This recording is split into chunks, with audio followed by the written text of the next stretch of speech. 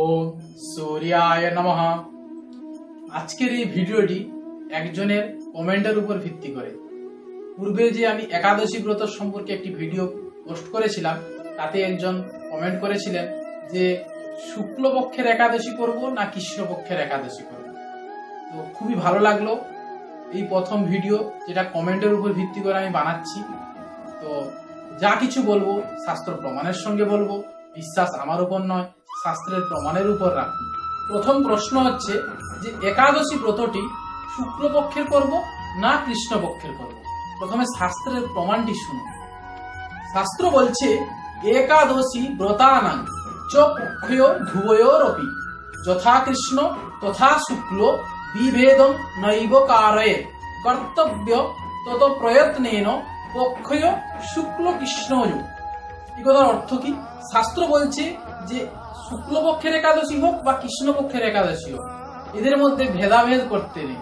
অর্থাৎ শুক্লপক্ষ একাদশী এবং কৃষ্ণপক্ষের একাদশীর মধ্যে পার্থক্য করতে নেই। যে ব্যক্তি পার্থক্য করে সে নরকগামী হয়। এবার ধরুন আপনার কর্মজীবনের ব্যস্ততা হেতু বা আপনি সময়ের অভাবে একাদশী ব্রতটি করতে পারছেন না, কিন্তু আপনার একাদশী ব্রত করার খুবই ইচ্ছা, তাই আপনি চাইছেন মাসে একবার হলেও এই একাদশী ব্রতটি আপনি রাখবেন। সেক্ষেত্রে আমাদের শাস্ত্রে একটি বিধান আছে। সেক্ষেত্রে যে বিধানটি আছে প্রমাণটি আগে শুনুন।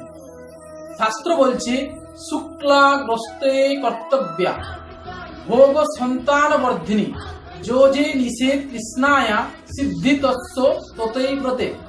এই শ্লোকের মাধ্যমে এটাই বোঝায় যে যদি কোনো ব্যক্তি ব্যস্ততার হেতু দুটি পক্ষের একাদশী পালন করতে পারছে না, তাহলে সে শুক্লপক্ষের একাদশীটি পালন করবে। এতে কৃষ্ণপক্ষের একাদশীর ফল পাওয়া যাবে। তা বলে যে আপনি ইচ্ছা করে এই শুক্লপক্ষের একাদশীটি পালন করবেন তা নয়। যদি আপনি ব্যস্ত থাকছেন বা আপনার সময়ের অভাব, তাহলে আপনি যদি চাইছেন যে মাসে একটি একাদশী ব্রত পালন করতে, তাহলে শুক্লপক্ষের একাদশী পালন করুন। অন্যথা ইচ্ছা করে আপনি শুক্লপক্ষ অথবা কৃষ্ণপক্ষের মধ্যে ভেদাভেদ করবেন না। এটাই আমাদের শাস্ত্র বলছে।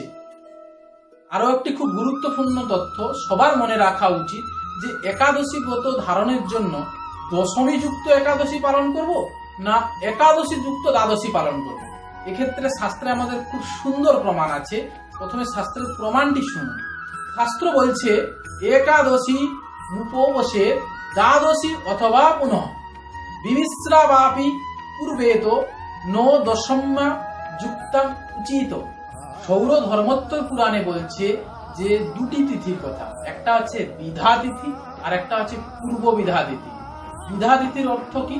যে দশমী যুক্ত একাদশী, আর পূর্ব বিধা তিথি হচ্ছে একাদশী যুক্ত দ্বাদশী।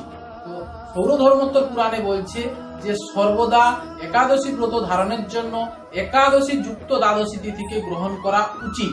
অর্থাৎ একাদশীতে যেন সূর্য উদয় থাকে এবং দ্বাদশী সেদিন কিছুটা হলেও ভোগ করে। সুতরাং একাদশী যুক্ত দ্বাদশী তিথিটা গ্রহণ করা উচিত। তো এই জিনিসটা অবশ্যই মাথায় রাখবেন, এতে খুব উত্তম ফল প্রাপ্তি হয়। আশা করি যিনি কমেন্ট করেছিলেন ওনার প্রশ্নের উত্তর দিতে পারলাম, ওনার সংশয় দূর করতে পারলাম। ভিডিওটি ভালো লাগলে অবশ্যই ভিডিওটিকে লাইক করবেন। চ্যানেলটি পাশে থাকার জন্য চ্যানেলটিকে অবশ্যই সাবস্ক্রাইব করবেন। চেষ্টা করবেন বন্ধুবর্গের কাছে ভিডিওটিকে শেয়ার করার। ভালো থাকবেন। নমস্কার।